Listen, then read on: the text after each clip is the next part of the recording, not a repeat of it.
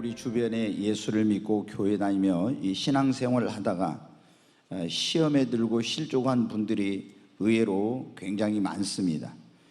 그분들도 전에는 예수 믿고 구원받아 천국에 대한 소망을 가지고 기쁨으로 전도도 하고 봉사도 하고 직분도 받아서 열심히 하나님을 섬기면서 신앙생활했던 그런 분들인데, 어느 날 시험에 들고 실족해서 지금은 교회도 안 나가고 신앙생활을 쉬고 있는 분들이 굉장히 많아요.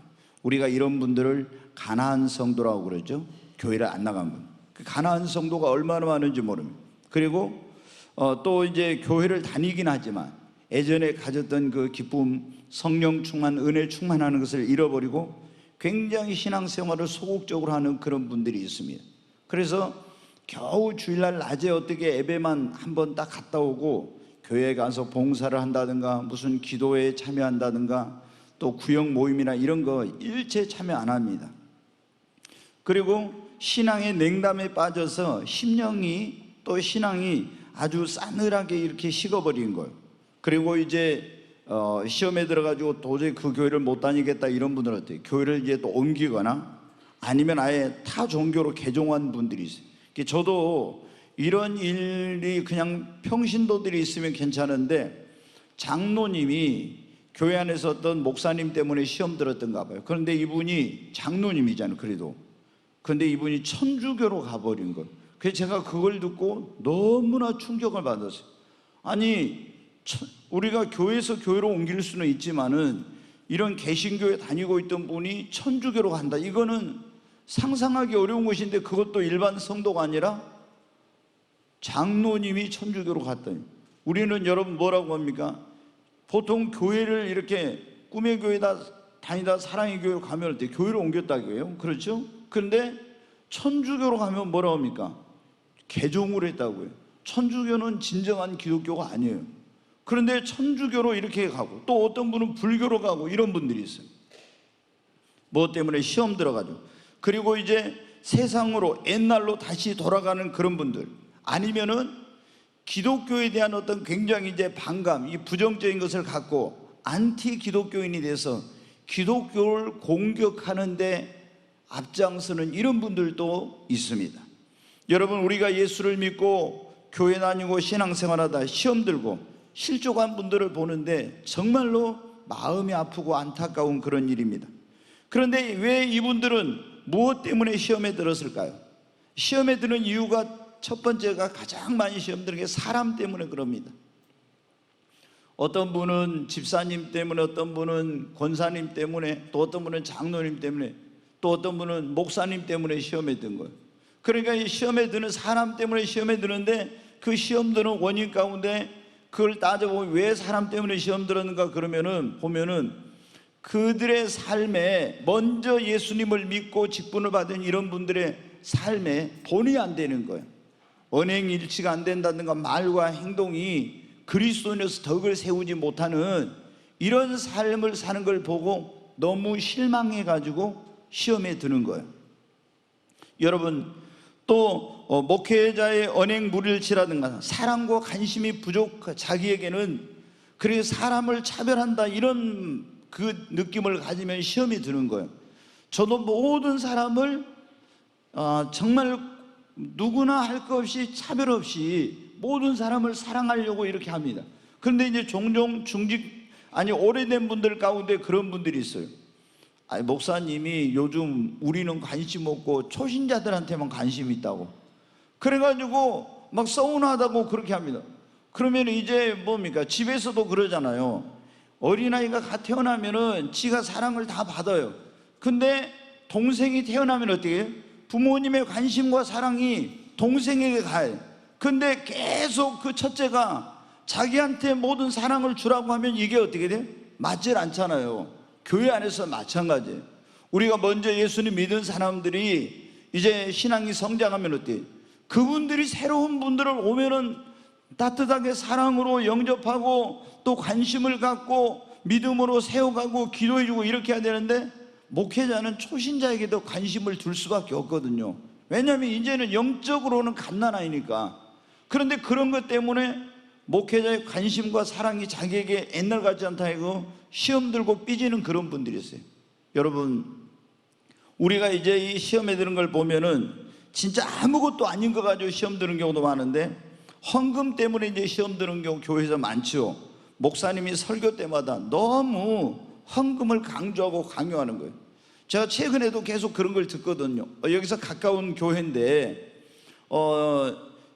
뭐냐면 그 교회가 한 성도가 한 150명, 200명 되면은 한 3분의 1 정도 쫙 빠져나가. 그런 일이 몇 번이나 계속 반복되는 거예요. 그런데 이제 보니까 목사님이 여러 명목으로 이제 그 사례비 외에 여러 명목으로 돈을 이렇게 많이 막 이제 쓰신가 봐요.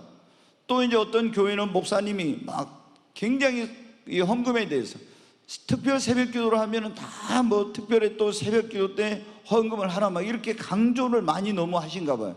그러니까 성도들이 어떻게 너무 이제 힘들어 가지고 그것 때문에 이제 시험에 드는 경우도 있습니다. 그래서 사람 관계 때문에 시험에 드는 경우, 교인 간에 여러분 어때요? 금전거래 이런 것들이 이제 굉장히 시험거리가 되거든요. 어떤 분이 굉장히 어렵다고 하면은 심지어 우리 어떤 집사님 같은 경우는 카드를 그냥 줬어요. 카드를 줬는데 그 카드 가지고 막 가서 긁었습니다. 나중에 어떻게 돼요? 안 갚어. 그러면 이제 막 자꾸 갚으라고 하면은 또 이 사람은 돈이 없으니까 못 갚으니까 교회를 안 나오게 되고, 아니면 안 갚은다고 해가지고 그래서 이런 관계가 틀어져 가지고 실종하게 되고 시험에 드는 거예요. 아니면 이제 교회 안에서 어떤 사업을 같이 하는 그런 경우 있어요. 근데 사업을 하다가 마음이 안 맞거나 어떤 그 사업을 권유했던 분에 의해서 내가 경제적으로 많은 그런 어떤 손실과 고통을 겪어. 그러면 어떻게 돼요? 그것 때문에 이제 시험에 드는 거예요.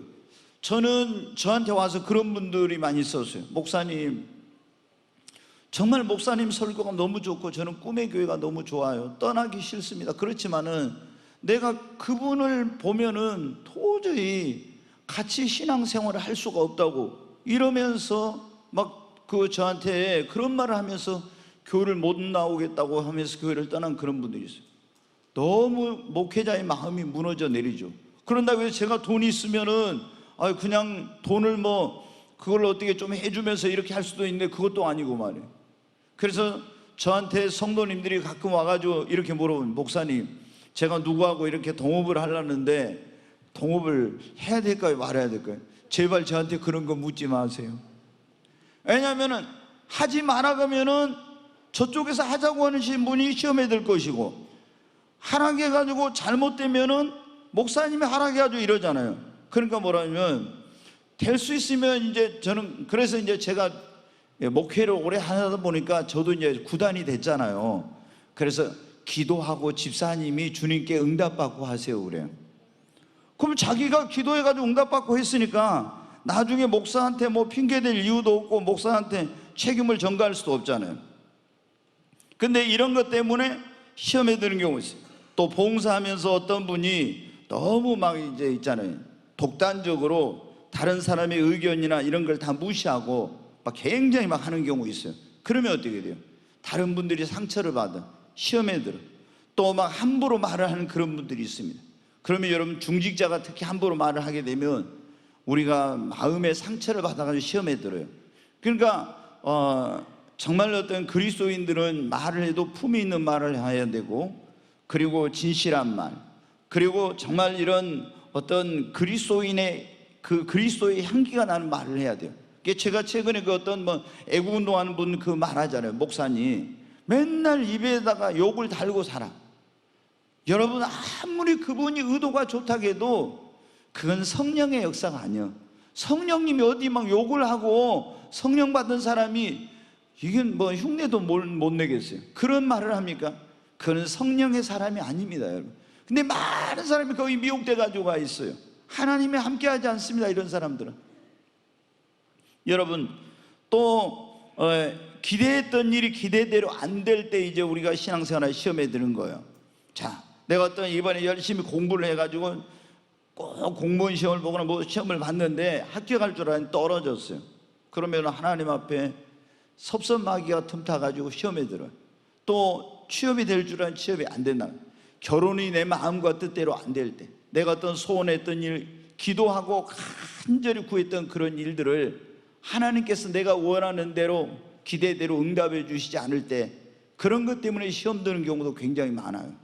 아니 열심히 기도한 분이 어떤 분이 안 나타나는 거예요. 그래서 내가 물어보니까 어때요?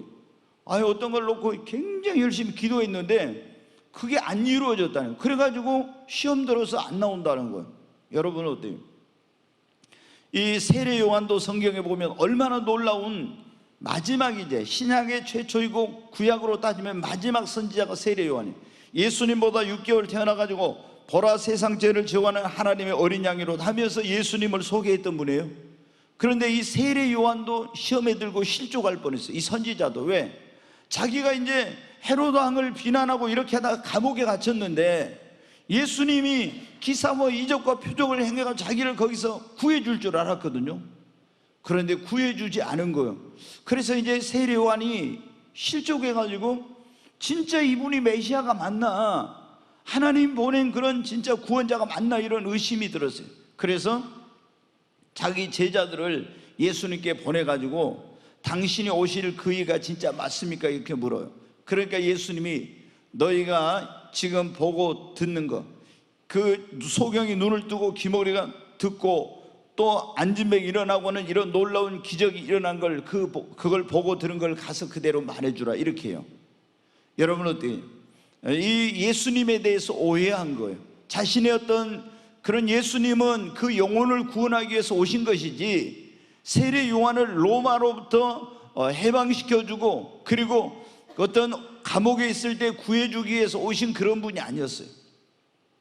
그런데 우리도 어떤 일들이 기대대로 안 되면은 이런 이제 시험을 들 수가 있습니다. 또는 교회에서 어떤 이제 직분자를 세워서 임직을 하잖아요. 장로님, 권사님, 안주수 집사님 이런 걸 할 때 자기가 떨어지는 거예요. 자기가 뽑히지 못하고 세워지지 못할 때 내가 볼 때는 저 사람은 나보다 더 못한 것 같고 신앙 연륜도 짧은 것 같은데 저 사람은 장로가 되고 자기는 못 되고 저 사람은 권사가 되고 나는 못 되고 이랬을 때 여러분 어때요? 시험 들어가지고 교회를 안 나오는 그런 분들도 있어요. 저희 교회에 이제 저쪽에 이제 신안 그 아파트 있는데 그쪽에 어떤 분이 전에 양동제일교회 다녔었는데 그런 거예요. 이분이 거기가 이제 1부 예배, 2부 예배가 있는데 늘 1부 예배에 가서 이제 예배를 드렸어요.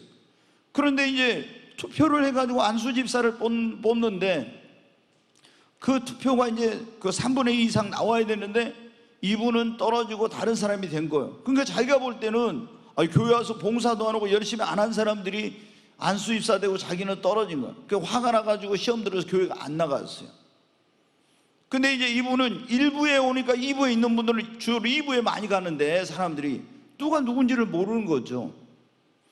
그래서 이제 시험에 드는 경우도 얼마나 교회 많이 있는지 몰라요. 특히 이제 교회가 건축을 하려고 하면은 굉장히 건축하다가 교회가 문제가 막 생기고 시험이 드는 경우 많습니다. 그 의견이 나뉘어져요. 지금 하자 말자 뭐 이런 또 시공사를 선정하는 거 건축원금 때문에 이런 교회 안에서 신앙생활 하다 보면 굉장히 많은 시험거리가 있습니다. 그래서 그런 말 있잖아요. 시험이 없는 신앙생활은 없다는 거. 시험이 없는 신앙생활은 없어요. 그러면 여러분 어때요? 우리가 이 시험이 없는 신앙생활은 없는데 어떠한 경우에도 신앙생활 하다가 시험이 온다고 해서 시험 들면 안 되죠. 내가 시험에 들거나 실족하지 말고 그것을 여러분 이겨야 됩니다. 왜 여러분 시험에 들거나 실족하면 안 되냐? 그 우리가 시험에 들고 실족하면요 신앙이 침체되고 믿음이 점점 떨어집니다. 여러분 가운데도 어떤 순간적으로라도 시험에 들어보신 그런 분들이 있을 거예요. 근데 시험에 들면 어때요? 교회에 오기가 싫습니다. 그리고 예배 참석에도 은혜를 못 받아요. 특히 목사님 때문에 시험 들었다 그러면요 아무리 설교해도 은혜가 안 돼. 이게 안 들어와. 그리고 기도도 안 되고 자연히 그러니까 어때요? 신앙이 침체되고 믿음이 떨어지기 시작하는 거예요. 이게 시험이 들면은 얼굴에만 봐도 알아요. 기쁨과 감사가 딱 사라져요. 기쁨이 없어 그때부터 시험 들면. 그리고 전에는 없던 원망과 불평이 나오고 짜증이 나기 시작하는 거예요. 괜히 집에 가서도 교회에서만 그런 거 아니라 집에 가서도 그러고 직장에서도 그러고 다른 데서도 전에는 기쁨과 감사로 했던 일들이 원망과 불평과 짜증이 나오게 돼요. 그리고 이 시험에 들은 사람들은 점점 세속적으로 변합니다. 전에 이제 예수님 믿고 교회 열심히 나오면서 안 만났던 세상 친구들을 교회는 가기 싫고 믿는 사람들을 만나기 거부하니까 세상 친구를 만나기 시작해요. 다시 끊었던 것들을 다시 이제 시작하게 되고, 이런 일들이 일어나요. 결국에는 여러분 어때요? 이 시험에 들면은 축복을 받지 못하는 것입니다. 하나님이 축복해 주시려고 했는데 시험 들어서 축복을 못 받는 경우가 얼마나 많은지 몰라요. 마귀가 우리에게 원하는 거, 그게 뭐냐? 그러면 첫 번째는 어떻게든지 우리를 구원받지 못하게 하는 겁니다. 근데 교회 나와가지고 예수 믿고 구원 받았잖아요. 그럼 다시 시험 들게 하고 실족하게 해가지고 천국을 못 가게 하는 거예요. 그리고 또 하나 뭐냐? 그러면은 예수 믿는 사람들이 축복을 못 받게 하는 겁니다. 시험 들게 만들어서. 그 축복이 가깝다 그러면 있잖아요. 저는 이제 제가 하나님을 만나고 예수님도 만나고 성령을 체험한 그런 사람이라 예전에 몰랐던 거 알게 된 게 뭐냐면, 이 사람에게 또는 이 가정에, 이 교회에 축복이 가깝다 그러면 있잖아요. 마귀가 그걸 알아요. 그래서 그 축복이 가까울 때는 뭐가 많이 오냐면 굉장히 시험거리가 많이 생겨요. 그래서 이 축복이 가깝다 그러면 더 막 깨어서 기도하고 시험에 들지 않도록 조심해야 되는 거예요. 근데 굉장히 축복이 문 앞에까지 왔다가 있잖아요. 어떤 일로 딱 시험 들어가지고 이게 문제가 생기는, 그러면 어떻게 돼요? 하나님의 축복이 완전히 저 뒤로 가버려요. 마귀가 그런 짓을 얼마나 하는지 모릅니다. 그러니까 여러분이 하나님의 축복이 가깝다 그러면은, 야, 마귀가 이제 또 이건 해방하려고 할 때니까 내가 정말 더 깨어서 기도해야 되겠고, 이런 생각을 가지고 시험 들지 않도록 해야 돼요. 여러분, 시험 들면 어떻게 돼요? 모든 것이 손해입니다. 기도도 안 하죠, 봉사도 안 하죠, 그 성도들과 교제도 안 하고, 이렇게 하면 어떻게 돼요? 여러분, 좋은 일이 생깁니까? 마귀가 틈타고 안 좋은 일이 생겨요. 막 시험 든 다음에 보면은 꼭 사고가 터진다든가 안 좋은 일이 생긴다든가 무슨 질병이 생긴다든가, 꼭 이런 시험 든 일을, 특히 교회에서 중직자들이 있잖아요. 장로님이라 이런 중직자들은 절대 시험에 들면 안 돼요. 그러면은 굉장히 불행한 일들이 많이 일어나요. 여러분, 제가 목회를 몇십 년 동안 하면서 보니까 그래요. 그래서 왜냐하면 중직자가 됐으면 어때요? 시험 든 사람을 따돌리고 다시 낙심한 자를 세워주고 일으키고 해야 되는데, 아니 중직자가 시험에 들면, 장로님이 시험에 들면 어때요? 그 사람 때문에 시험 들 사람이 너무나 많아요. 굉장히 교회 전체에 부정적인 영향을 미쳐. 그래서 여러분, 우리가 이 손해, 이 뭐냐면 축복도 못 받지, 모든 것이 손해가 나. 하나님 앞에 가서 내가 봉사 안 하고, 그리고 주님 앞에 제대로 이런 걸 감당하지 않으면, 직분 감당하지 않으면 상급을 받겠습니까? 상급이 없죠. 그러니까 시험 들면 안 돼요. 그리고 이제 잘못하다가는 내 영혼이 멸망의 길로 가는 겁니다. 여러분, 시몬 베드로가 오늘 말씀해 보니까 예수님이 이제 십자가를 져야 하는데, 인류를 구원하기 위해서. 그런데 이 십자가를 져야 되는 이 고난의 잔이 너무나 고통스러운 것인지라 겟세마네 동산에 올라서 제자들과 함께 데리고 와서, 너희는 여기 깨어있으라고 가서 간절히 땀방울이 핏방울이 되도록 간절히 기도하십니다. 아버지, 할 만하시거든 이 잔을 내게서 옮겨 주옵소서. 그리고 제자들이 가서, 그럼 너희는 시험에 들지 않도록 깨어서 기도하라고. 그리고 또 가서 주님은 간절히 기도하고, 또 와서 보니까 또 자고 있습니다. 또 깨어서 기도하라고 합니다. 그런데 역시 피곤하다고 또 잠을 잤어요. 결국에 기도하지 않아가지고, 여러분, 베드로가 깨어서 시험에 들지 않게 기도하라고 했는데 기도 안 해가지고 어떻게 됐어요? 예수님을 3번이나 부인하고 지옥에 갈 뻔했잖아요. 그런데 예수님이 다시 믿음이 떨어지지 않기를 위해 그를 위해 기도하고 붙들어 주셨기 때문에, 회복시켜 주셨기 때문에 지옥에 안 갔지, 안 그랬으면 지옥 가고 마는 거예요. 여러분, 시험에 들게 하고 실족시키는 사람에게는 성경에 보면 굉장히 화가 있어요. 자, 마태복음 18장 6절로 7절에 있는 말씀 한번 보겠습니다. 같이 읽습니다. 누구든지 나를 믿는 이 작은 자 중 하나를 실족하게 하면 차라리 연자맷돌이 그 목에 달려서 깊은 바다에 빠뜨려지는 것이 나아요. 여기 보면 누구를 실족시키면, 이 작은 자 하나라도 실족시키면 연자맷돌을 목에다 메고 깊은 바다에 빠져 죽는 게 더 낫다고 했죠. 얼마나 이게 정말 심각한지. 자, 7절 한번 보겠습니다. 같이. 실족하게 하는 일들이 있음으로 말미암아 세상에 화가 있도다. 실족하게 하는 일이 없을 수는 없으나 실족하게 하는 그 사람에게는 화가 있도다. 여기 보면 실족하게 하는 일들이 있음으로 세상에 화가 있다고 그러지 않습니까? 그러면서 예수님이 실족하게 하는 일이 없을 수는 없죠. 그렇죠? 그러나 실족하게 하는 그 사람에게는 화가 있다. 절대 나로 인하여서 어떤 사람이 시험 들고 실족하게 되지 않도록 해요. 저도 이 목회자이기 때문에 너희는 그래 성경에 보면은 이 선생이 되려고 많이 하지 말아라 그랬잖아요.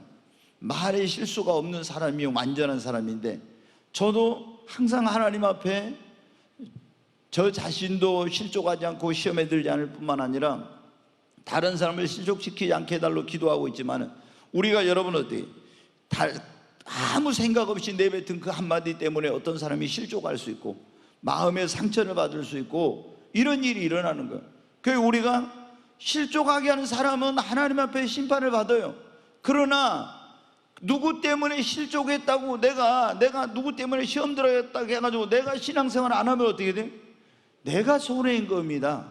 그러니까 세상에 이 신앙생활하면서 시험이 없는 신앙생활은 없어.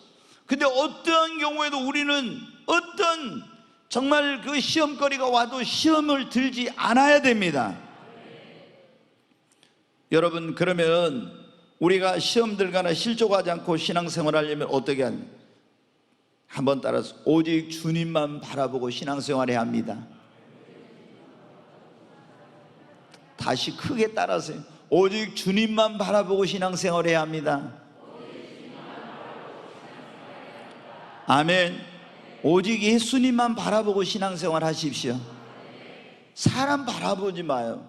어떤 장로님도 권사님도 목사도 바라보지 말고 오직 주님 한 분만을 여러분이 바라보고 신앙생활 하십시오. 사람은 다 불완전하고 가까이 가면 갈수록 냄새가 납니다. 여러분, 제가 전에 간증했지만 목회자가 되기 전에 제가 학원에서 강의를 했는데, 그때 기술학원에서 강의를 할 때 어떻게 거기를 가서 강의하게 됐냐면, 목사님이 청년들한테 전도를 하고 싶다고 저보다 학원에 가서 강의를 좀 해주라고. 이제 제가 그 분야에 이제 자격증이 있으니까. 그래서 이제 원장님이 목사님, 제가 이제 그 학원의 모든 운영과 홍보와 이런 모든 걸 다 책임지는 그런 사람이었어요. 그런데 그렇게 신령하게만 보이던 목사님이 매일 같이 옆에서 있으면서 이렇게 하다 보니까 어떻게 돼요?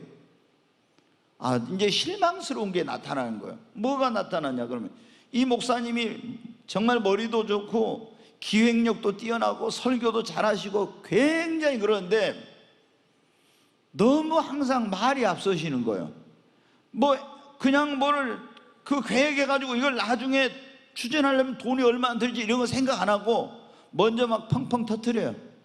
그래가지고 그러면 이게 어떻게 해요? 공수표를 안 바란 것처럼 하고 나중에 말한 것이 안 이루어져 다. 그러면 어떻게 합니까? 사람이 이제 좀 실없는 사람처럼 되잖아요. 목사님이 말하면 맨날 말해놓고 안 되는 거 안 하는 거예요. 이게 못해. 그러면 어떻게 해요? 너무 이제 실망이 된 거예요. 그래가지고 갈등이 제 안에 생겼어요. 이제 목사님 때문에 시험 들어가지고 얼마나 힘들었던지 몰라. 그래가지고 이 교회를 내가 다녀야 되나 말아요.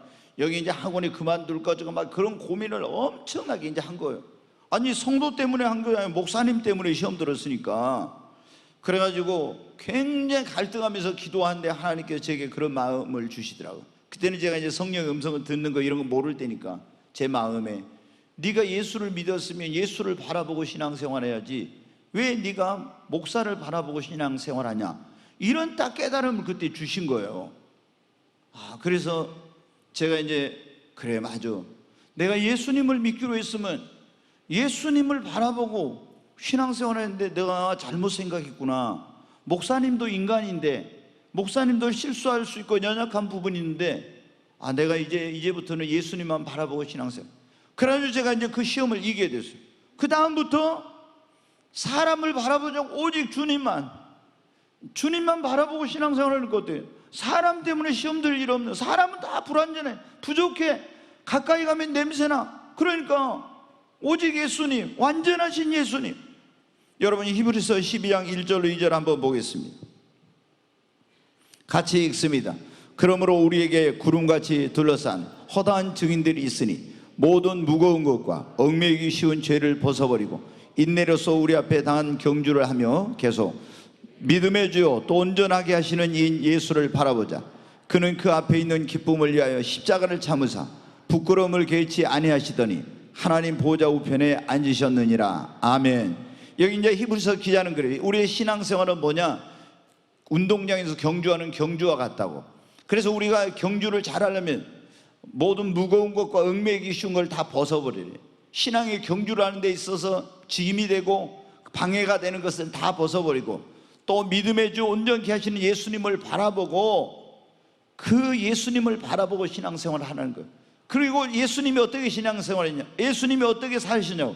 그는 그 앞에 있는 기쁨을 위하여 십자가를 참으시고 얼마나 많은 부끄러움을 당하셨어요. 그걸 개의치 않고 그 엄청난 수모와 어려움을 다 겪든 그걸 이겨내시더니 하나님 보좌 우편에 앉으셨다고. 너희도 신앙생활하면서 어떤 힘들고 어려운 일, 시험거리가 와도 오직 믿음의 주 온전케 하시는 예수님만 바라보고 그걸 이겨내면은 우리도 주님 보좌 우편에 앉게 됩니다. 여러분, 우리는 누구만 바라봐요? 예수님만 바라봐야 됩니다.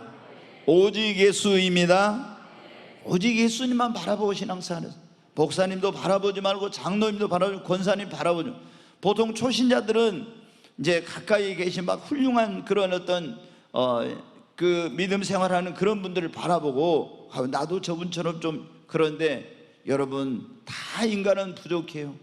그러니까 오직 우리가 믿고 바라봐야 될 분은 예수님 한 분뿐입니다. 그러면 시험에 들지 않아. 사람 때문에 얼마나 많은 사람들이 신앙생활하다 시험 들어가지고 교회도 안 나오고 결국에 여러분 멸망의 길로 가고, 이런 사람들이 얼마나 많습니까? 주님을 여러분 바라보시기 바랍니다. 두 번째, 우리가 시험에 들지 않으려면 어떻게 돼요? 자, 마가복음 14장 37절 38절 다시 보면 같이 읽습니다. 돌아오사 제자들이 자는 것을 보시고 베드로에게 말씀하시되 시몬아, 자느냐? 네가 한 시간도 깨어있을 수 없더냐? 시험에 들지 않게 깨어있어 기도하라. 마음에는 원이로되 육신이 약하도다 하시고. 여기 보면 시험에 들지 않게 뭐 하라고요? 깨어있어 기도하라. 근데 여기 보니까 마음에는 원이로되 육신이 약하다, 이거 보니까 베드로도 어떻게 돼요? 시몬 베드로도 마음으로는 기도하고 싶었어요. 근데 육신이 너무 피곤해가지고 어떻게 돼요? 아이고 너무 피곤해. 그래가지고 어떻게 기도하지 않고 잤다는 거예요. 주님이 그러니까 시험에 들지 않게 깨어 기도하라. 마음의 원이로되 육신이 약하도다. 그 뒤에 말씀에 저희들의 눈이 피곤해가지고 기도하다 보면 여러분 눈이 막 이렇게 내려올 때 있죠. 여기에 눈꺼풀이 그렇게 무거운 줄 몰랐죠. 근데 기도할 때 보면 이게 눈꺼풀이 그래 무거워서 막 눈이 감겨져. 여러분, 그렇지만 주님은 네가 피곤해도, 네가 눈꺼풀이 감겨도 그래도 깨어서 시험에 들지 않게 기도하라고. 아멘. 여러분, 우리는 얼마나 연약한지 몰라요. 내가 있잖아요, 내가 시험에 들어야 되겠다 이런 사람이 있습니까? 가끔 신앙 목회하다 보면 그런 경우 있어요. 꼭 저 사람이 시험 들라고 작정한 사람 같다, 이런 사람이 한 사람씩 어쩌다 있어요. 아니 꼭 그 시험에 안 들 거 가지고도 막 시험 들라고 한 것처럼 그런 사람이 있어요. 근데 다 뭡니까? 나는 시험에 안 들어야 되겠다 이런 생각을 하죠.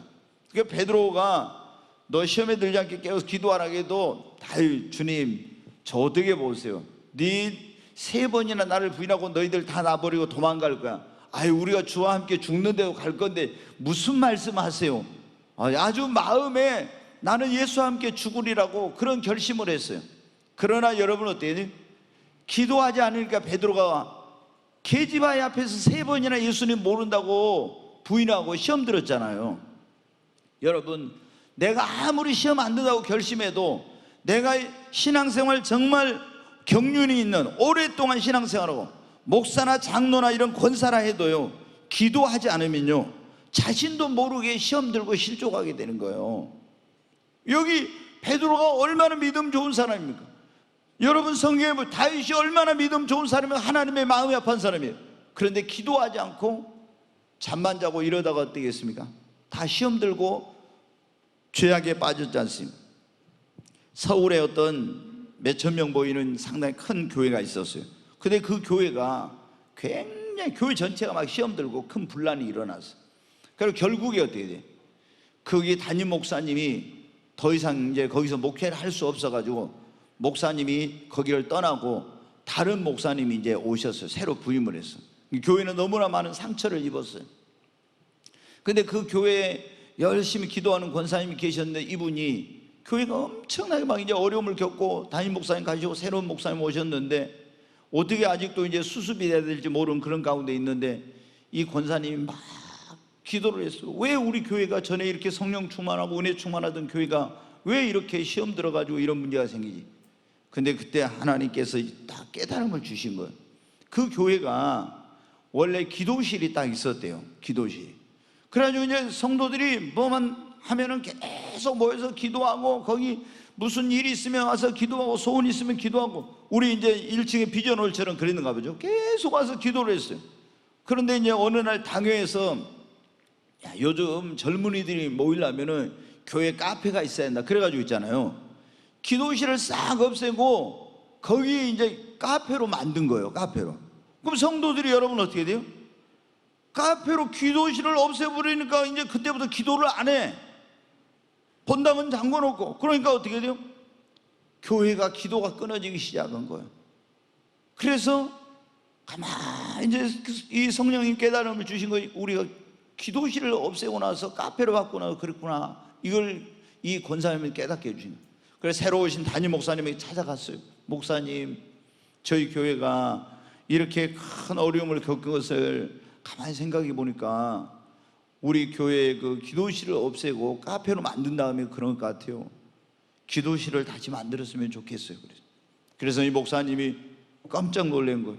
그래가지고 교회 안에 다시 기도실을 만들어서 이제 성도들이 마음 놓고 와서 기도할 수 있는 공간을 또 해준 거예요. 그러니까 어떻게 돼요? 아무리 다른 방법으로 시험에 들고 문제가 있는 교회를 해결 안 되는데 성도들이 와서 계속 기도하면서부터 어떻게 돼요? 다시 교회가 회복되고 다시 부흥하고 이런 문제가 해결되고 이런 역사가 일어난 거예요. 여러분 정말 기도가 얼마나 중요한지. 그러니까 우리가 영적 생활에 있어서 제일 첫 번째가 뭐냐면 기도예요. 아무리 믿음 좋은 사람도 아무리 오랫동안 신앙생활하는 사람도 기도 안 하면요 시험 들어. 그러니까 시험에 들지 않으려면 뭐 하라겠어요? 깨어서 뭐 하라고요? 기도하라고. 여러분 우리 성도들은 깨어서 기도해야 합니다. 예수님께서 우리에게 기도의 본을 보여주시고 기도의 그 모범을 모델을 가르쳐 주셨잖아요. 너희는 기도할 때 이렇게 기도하라. 그래가지고 그걸 우리가 주기도문이라고 하죠. 하늘에 계신 우리 아버지여 이름이 거룩히 여김을 받으시며 나라 임하옵시며 뜻이 하늘에서 이루어진 것처럼 땅에서 이루어지다. 오늘날 우리에게 일용할 양식을 주옵시고 우리가 우리에게 죄진 자를 용서해 준 것 같이 우리 죄를 용서해 주시고 우리를 뭐하게? 시험에 들게 하지 마옵시고. 아멘. 그 한번 봐요. 마태복음 6장 13절 같이 한번 읽습니다.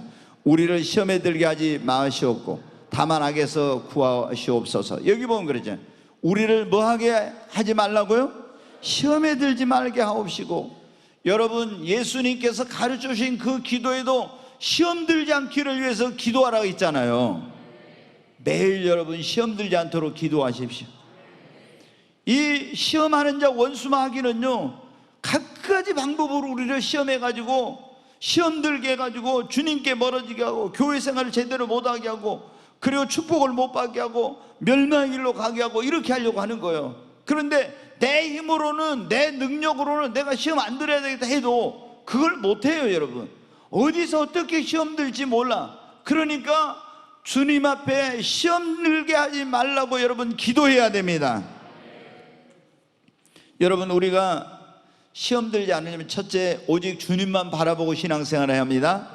두 번째 깨어서 뭐 하라고요? 기도하라고. 여러분 매일 깨어서 기도하십시오. 가능하면 새벽 기도를 나와서 기도하면 제일 좋아요. 왜? 하루를 시작하잖아요.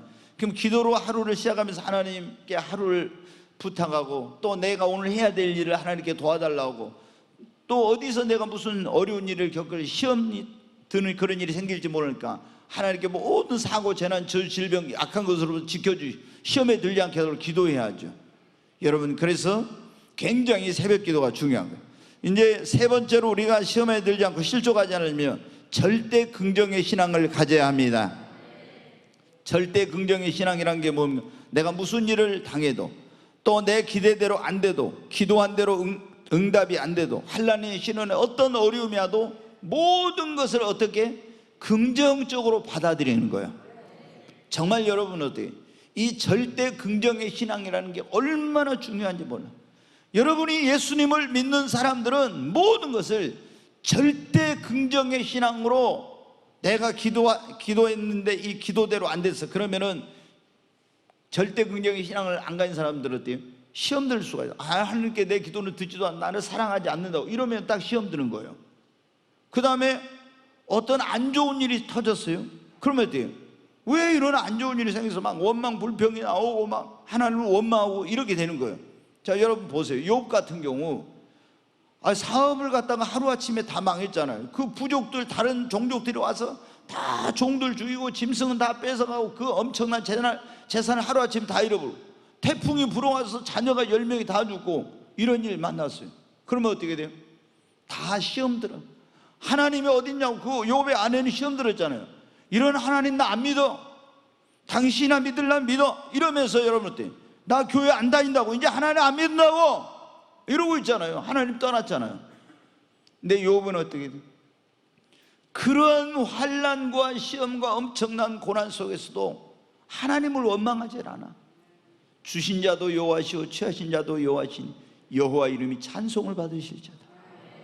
그 가운데서 하나님께 찬송하고 하나님께 예배, 그 입술로 범죄치 않아요. 여러분, 이 욥의 믿음이 뭐냐? 우리가 보면은요, 막 굉장히 믿음 있는 그런 분들, 장로님들 이런 분들 같은데 어려운 일 당하면요, 막 정말 하나님을 막 원망하고 이래요. 그런데 욥은 그렇지 않아요. 왜 그래요? 절대 긍정의 믿음. 내가 왜 이런 일을 당하는지 알지 못하지만 하나님이 분명히 이 모든 것이 합력하여 선을 이루게 해 주실 것이다. 아멘. 예, 우리 한번 야고보서 1장 2절로 3절에 있는 말씀 한번 보겠습니다. 같이 읽습니다. 형제들아, 너희가 여러 가지 시험을 당하거든 온전히 기쁘게 여기라. 이는 너희 믿음의 시련이 인내를 만들어내는 줄 너희가 알미라. 아멘. 2절 한번 다시 봅니다. 여기 보면 너희가 형제들아 여러 가지 시험을 당하거든 온전히 그것을 뭐라게 여기라고요? 기쁘게 여기라고. 여러분이 어떤 기대했던 일이 기대대로 안 되고 생각지 못한 어려운 일을 당하고 이렇게 해도 그 모든 것을 절대 긍정의 믿음으로 받아들이고 하나님 앞에 감사하십시오. 원망하면은 그 사람은 시험에 들고 이기지 못합니다. 그러나 나를 구원하기 위해서 독생자까지 주신 하나님, 그 하나님께서 분명히 나에게 이 모든 것을 허락하신 것은 내가 알지 못하지만 어떤 특별한 뜻이 있을 거야. 하나님이 이것을 통해서 나를 연단한 다음에 나에게 정금 같은 믿음을 갖게 하시는지, 하나님께서 나를 이걸 통해서 연단하신 다음에 더 큰 축복을 주실 거야. 이렇게 절대 긍정의 믿음으로 여러분이 받아들이십시오. 우리는 눈앞에 있는 것만 보고 있잖아요. 좋다 나쁘다 이렇게 하면 안 돼요. 요셉을 한번 보십시오. 여러분, 요셉이 형들에 의해서 팔려가지고 애굽으로 갔죠. 애굽에서 다시 또 팔려가지고 보디발의 집에 종으로 갔어요. 거기서 또 보디발의 아내가 유혹하니까 그걸 뿌리쳤더니 저놈이 나 강간하려고 했다고 해가지고 남편한테 뒤집어 씌워가지고 어때요? 감옥에 들어갔어요. 그럼 보세요. 아니, 하나님을 믿는 요셉에게 형제들에게 버림받아서 팔려가고 또 팔려서 종으로 가고 또 거기서 억울한 누명 쓰고 감옥에 들어가고 다 안 좋은 거예요. 그러면 부정적인 신앙을 가지면 어때요? 하나님이 이럴 수가 있습니까? 하나님이 이럴 수가 있냐고, 어떻게 이런 일이 일어나는가 하면서 하나님을 원망하고 하나님을 안 믿는다고 시험에 들 거예요. 그러나 요셉은 여러분 어때요? 자기에게 일어난 그런 일들이, 안 좋은 일들이, 이렇게 이해할 수 없는 일들이 일어나도 절대 긍정의 믿음으로 받아들였더니 하나님께서 어떻게 돼요? 감옥에서 지금 일어나고 있는 일들은 하나님이 그를 감옥에 보내가지고 거기서 애굽에 술 맡은 관원장과 떡 맡은 관원장을 만나게 해가지고 믿음을 그릇을 만들어가지고 세계를 지배하는 애굽의 총리가 되게 하려고 그 모든 과정을 허락하신 거였어요. 여러분도 때때로 있잖아요. 아, 내가 왜 원치 않는 이런 일을 겪고 왜 이런 어려움을 당하고 왜 이런 문제가 생겨, 그러면서 낙심하지 말아요. 여러분이 지금은 이해하지 못하지만 원망하지 않고 시험 들지 않고 불평하지 않고 절대 긍정의 믿음으로 그걸 이겨내면요, 어느 순간이 되면은 하나님께서 나를 위해서 이런 축복을 예비해 놓으시고 이런 놀라운 계획을 가지고 계셔가지고 이 일을 허락하셨구나 하는 걸 알게 됩니다. 아멘. 네, 여러분, 우리가 이 어떤 시험도 이기려면은 절대 긍정의 신앙을 가지고 감사하십시오. 그리고 여러분이 시험에 들지 않으려면 사람들을 조심해야 돼. 가까이 해야 될 사람인가 아닌가. 늘 부정적인 말만 하는 사람 있죠. 비판적인 말만 하는 사람, 그리고 불신앙적인 말만 하는 이런 사람들을 가까이 하면 시험에 들어요. 보면은요, 설교 듣고 똑같이 설교 들으면 어떤 사람은 목사님 오늘 뭐 넥타이가 어쩌다 하면서요, 설교에 대해서 말하고 막 이런 말 할 수 있고, 오늘 뭐 목사님이 뭐 어쩌다 하면서 계속 이렇게 해. 그러면 어떻게 돼요? 처음에는 아무것도 아닌데 계속 듣다 보면요, 나도 모르게 부정적인 영향을 받게 돼. 근데 항상 긍정적인 말, 감사의 말, 믿음의 말, 이런 말을 하는 사람들을 가까이 하면요, 시험 들 일이 없죠. 그런데 늘 원망하고 불평하고 부정적인 말하고 불신앙적인 말하고 다른 사람 비난하는 이런 사람들을 있게 되면요, 그런 사람들을 가까이 하다 보면요, 나중에 신앙이 병들어. 그리고 자신도 모르게 자기가 부정적인 사람이 돼. 그럼 하나님께 축복을 받겠어요? 절대 축복 못. 그러니까 딱 이 사람 보니까, 몇 번 만나보니까 맨날 세상적인 것만 추구하고 불신앙적인 말만 하고 부정적인 말만 하고 다른 사람 비난하고 이런 말을 딱 하잖아요. 그럼 그런 사람은 그리스도인이라도 가까이 하지 말아요. 가까이 하면 여러분이 영향을 받게 돼, 자신도 모르게. 그래서 절대로 나도 신앙이 병들고 시험 들게 되고 축복을 못 받는 거야. 그래서 우리가 시험 들지 않으려면 사람을 분별해서 가까이 해야 될 사람인가 아닌가, 이걸 잘 분별해 가지고 해야 돼. 우리가 시편 1편에 보면 그런 말씀 있잖아요. 복 있는 사람은 악인의 꾀를 쫓지 아니하고 죄인의 길에 서지 아니하고 오만한 자의 자리에 앉지 않는다 했잖아요. 여러분, 복 있는 사람이 되려면 악인들의 꾀를 따르자, 죄인의 길에, 오만한 자의 자리, 이런 사람들과 어울려서는 안 됩니다. 아멘. 그리고 이제 한 가지만 더 말씀을 드리겠습니다. 우리가 이 시험에 들지 않으면 믿음이 더욱 성장하고 내가 죽고 예수님을 닮아가야 합니다. 예수님 믿는 사람들이 시험에 들고 실종하는 원인 가운데 하나는 뭐냐면 믿음이 아직 너무 어리고 연약해서 그런 거예요.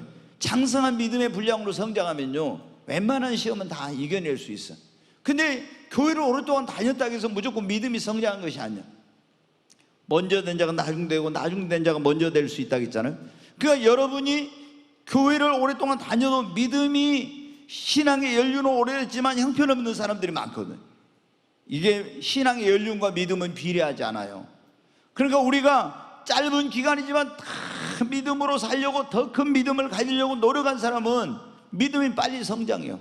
그러나 아무리 교회를 오랫동안 다녀도 있잖아요, 주일날 형식적으로 낮에 예배 한번 와서 딱 드리고 기도도 안 하고 성경도 안 보고 뭐 아무것도 안 하는 그런 사람은요, 몇십 년 됐어도 믿음이 정말 형편없어요. 그럼 그런 사람들은 어때요? 금방 시험에 듭니다. 교회 오랫동안 다녔어도.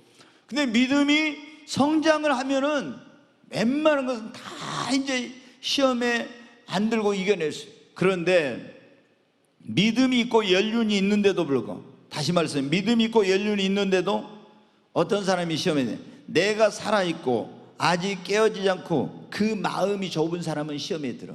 믿음은 있는데, 신앙 연륜은 있는데 내가 살아있는 사람들 있잖아요.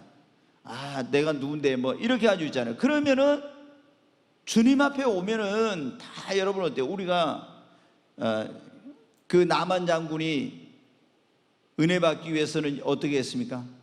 확 얘고 훈장 다 떼고 있잖아요. 그 휘황찬란한 그 갑옷 다 벗어놓고 요단 강물에 들어갔잖아요. 그것처럼 주님 앞에 나오면 내가 세상에서 가지고 있는 학벌, 내가 어떤 지위, 내 뭐 이런 거 있잖아요. 다 주님 앞에 나올 때는 계급장을 떼야 돼요. 그래야 은혜 받아요. 그리고 시험 들지 않습니다. 여러분, 내가 아직 살아있으면 조금 뭐 하면은 내가 이제 시험 드는 거예요. 왜 나를 무시하지? 왜 나를 인정해 주지 않지? 그리고 여러분, 우리가 예수님을 믿으면 마음을 넓혀야 됩니다. 너무나 어떤 사람들은 제가 보면요, 가슴이 새 가슴이에요. 아, 진짜. 아니, 어떻게 예전에 저희 교회에 장로님 한 분이 이제 제가 이런 얘기를 잘 하는데, 주일날 예배 딱 끝나고 나니까 목사님 저한테 그 교회에 이제 가족이 꽤 됐는데 이제 다른 교회를 다니다 우리 교회 왔는데 그 권사님이 근데 항상 보면 너무 부정적이에요. 그래서 내가 그분하고 이야기를 하면 속이 상하는 거야. 아니, 아무 쓸데없는, 그 상관이 없는데도 꼭 말하다 보면 누구를 비난하고 꼭 이런 말을, 막 가슴이 찢어지는 거예요. 너무 왜 저런, 아니 왜 권사가 돼갖고 저런 뭘 하냐. 근데 아니 주일날 예배 끝나고 나니까 딱 저기 있다고 그런 거예요. 목사님, 저희 다음 주부터 다른 교회로 옮긴다. 여러분, 이런 짓은 하면 안 돼. 그러잖아요. 다른 날 할 수도 있고 전화를 할 수도 있고 뭐 어쩌겠는데 예배 끝나고 막 나가니까 교회를 다른 데로 옮긴다 그러면 목사가 어떻게 되겠어요? 이거는 목사야 뭐 신앙인의 이런 어떤 것으로 떠나서 이건 인간적인 도리로서도 있을 수가 없는 그런 일이에요. 그렇잖아요. 내가 그 가정을 위해서 그 분을 위해서 얼마나 기도했겠어요. 그런데 뭐 여기서 와가지고 막 뼈를 문다 이랬던 분이 그렇게, 그래서 내가 이제 나도 당황하고 내가 이제 화도 났죠. 그래가지고 장로님, 도대체 뭐 때문에 시험에 들어가지고 장로님이 돼가지고 교회를 옮기냐고 내가 딱 그랬죠. 그랬더니 뭘 하냐면, 난 진짜 기가 막혀서 대표 기도를, 여기 장로님들 계신데 대표 기도를 이제 좀 이렇게 돌아가는 텀이 있는데 장로님이라고 꼭 기도를 해야 됩니까? 그건 아니잖아요. 통합 예배 드리는 데서는 보면요, 세대 통합 예배를 드리는 어린이들이 나와서 기도해. 어린이들이. 근데 이제 좀 이게 그 장로님 대표 기도 순서가 좀 늦어졌는가 봐요. 그러니까 자기가 이제 섭섭마귀가 틈타고 쏘는 거. 그리고 그 주일학교 무슨 성탄절 행사인가 뭐 할 때 손주들을 이제 거기 뭐 행사에 참여를 안 시켜넣어. 그래서 내가 이제 나중에 물어봤더니, 주일학교 담당 목사님이랑 물어봤더니, 아니 이게 주일학교 그 행사를 뭐 하려고 하면은 너무 아이들을 안 보내주는 거, 안 보내줘. 그러니까 이제 이 지쳐가지고 이번에는 빼버렸어. 그랬더니 시험 들어가지고 뭐 이제 아들, 딸, 며느리 등등 해가지고 이제 다 다른 교회로 간다고 그런 거예요. 그래서 제가 헛웃음이 나고 기가 찰 일이에요. 어떻게 이런 일이 있을 수가 있나? 여러분 어떻게 돼요? 우리가 이게 신앙이 연륜이 아무리 오래됐어도, 아무리 장로님이고 목사님이고 이래도 보면 있잖아요, 가슴이 새 가슴인 사람들이 있어요. 어떻게 그렇게 마음이, 어떻게 그렇게 생각이 좁은지. 여러분 정말 우리 마음을 넓혀야 돼요. 아멘. 마음을 넓혀야 돼요. 저도 그래서 성경을 보면서 그랬어요. 주여 내 마음을 넓히사 주의 첩경의 길로 달려가게 하옵소서. 그 말씀이 시편 119편에 있어요.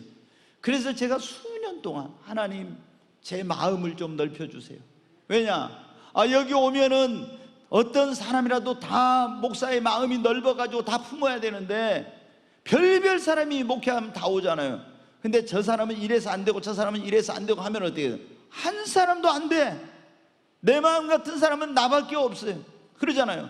그래서 하나님 제 마음을 정말 태평양을 어때요? 거기 불순물이 들어도 뭐가 들어오든 다 그 안에 들어가면 다 거기서 정화시켜 녹아버려요. 하나님 제 마음을 넓혀주세요.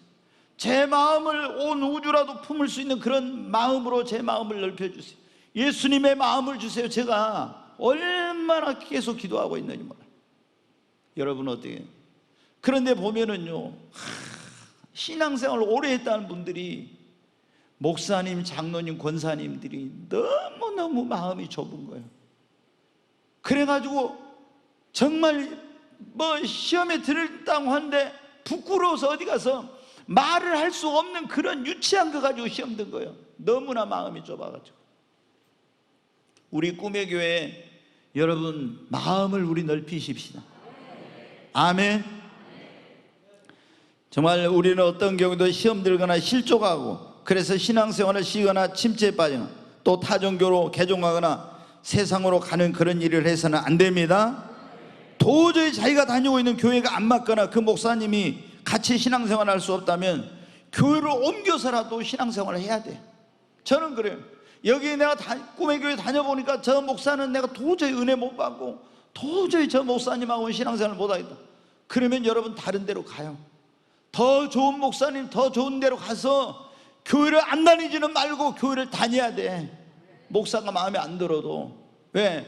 내 영혼이 천국을 가야 되고 내 가정이 하나님의 축복을 받아야 되기 때문에 은혜 안 되는 데서 계속 내가 개척 멤버니까 내가 여기다 헌금을 얼마 했으니까 내가 어쩌니까 다 쓸데없는 짓이에요. 여러분, 내 영혼이 살고 내 영혼이 구원받고 내가 축복을 받기 위해서는 여러분 그런 게 중요한 게 아니에요.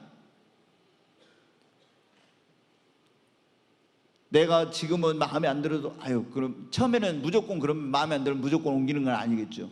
기도해보고 목사님 변화시켜달라고, 아니면 우리 도저히 그래도 이게 희망이 없고 안 되겠다 하면요 빨리 옮겨서, 그러다 보면 계속 침체되고 내가 이제 더 큰 시험에 들고 그러다 보면요 꼭 어려운 문제가 생기거든요.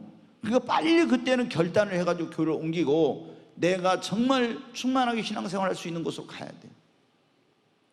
여러분, 우리가 이 시험이 없는 신앙생활을 했다 했잖아요. 시험에 이기면은 믿음이 더 크게 성장합니다. 아멘. 시험이 올 때 이겨버리면 믿음이 더 크게 성장해. 그 다음에 하나님께 인정을 받게 됩니다. 그래서 하나님께서 나중에 더 큰 축복을 주시고 더 귀하게 쓰십니다. 요비 그랬잖아요. 다니엘을 그 친구들이 그랬잖아요. 시험에 왔는데 거기서 넘어지지 않는 거 이겨버린 거예요. 그러니까 어떻게 하나님께 인정을 받으니까 하나님이 막 갑절에 복을 주시고 더 귀하게 쓰시고 더 높여주시고 이런 역사가 있었잖아요. 그리고 이기는 자들은 면류관을 주십니다. 자, 야고보서 1장 12절 말씀 한번 보겠습니다. 곧 끝내겠습니다. 같이 읽습니다. 시험을 참는 자는 복이 있나니 이는 시련을 견뎌낸 자가 주께서 자기를 사랑하는 자들에게 약속하신 생명의 면류관을 얻을 것이기 때문에 여러분도 승리하십시오. 그래서 승리자의 면류관, 생명의 면류관을 얻으시기 바랍니다. 그리고 승리한 자들이 하나님의 나라에서 주와 함께 왕노릇합니다. 자, 계시록 이 한 말씀만 보고 끝내겠습니다. 2장 같이 있습니다. 이기는 자와 끝까지 내 일을 지키는 그들에게 만국을 다스리는 권세를 주리니 그가 철장을 가지고 그들을 다스려 질그릇 깨뜨린 것 같이 하리라. 나도 내 아버지께 받은 것이 그러하니라. 아멘. 26절, 여기 보면 26절에 보면 그러죠. 이기는 자와 그랬잖아요. 여러분 시험을 이기기를 바랍니다. 그래서 그러면 만국을 다스리는 권세, 주님이 왕노릇하게 해주신다고 그랬잖아요. 여러분 다시 말씀드리면 시험이 없는 신앙생활은 없어요. 어떤 교회에 어디 가도 다 시험은 있어요. 그러나 우리가 예수님 바라보고 깨어서 기도하고 그리고 절대 긍정의 신앙을 가지고 있고 시험들 그런 사람들을 가까이 하지 말고 더 믿음을 성장시키고 내가 깨어지고 주님을 닮으면요 웬만한 시험 안 들어요. 그리고 시험을 이기면은 하나님이 뭐 하신다고요? 시험을 이기는 사람에게는 시험을 이기면 믿음이 더 성장하고 하나님께 인정을 받고 하나님이 축복해 주시고 더 귀하게 쓰시고 승리자의 관, 생명의 멸관을 주시고 주님과 함께 왕노릇하게 해주십니다. 여러분 오늘 이 자리에 오신 여러분 우리 모두 시험에서 승리하십시다.